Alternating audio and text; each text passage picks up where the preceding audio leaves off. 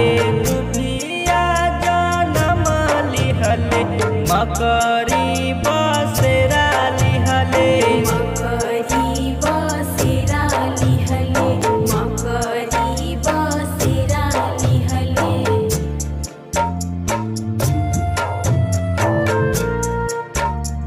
गैया के गोबरा मंगाई दीहा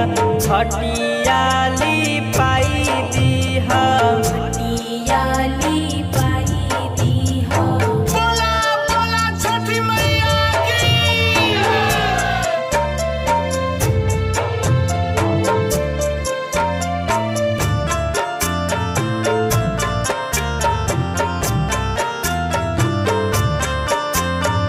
घरवा से कहेले सेवक बाबू सुनाए छठिया मैया सुनाए छठिया मैया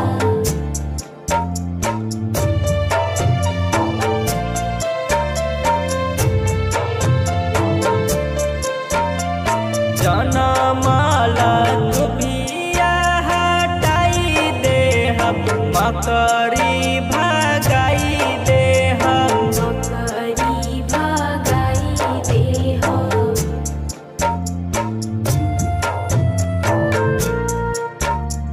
गैया के गोबरा मंगाई देहब हटियाली पाई देहब हटियाली पाई देहा बोला बोला छठी मैया की।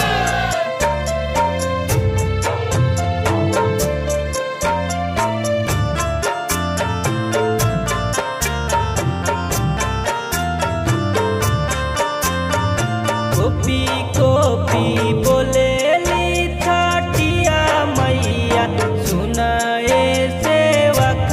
लोग सुनाए सेवक लोग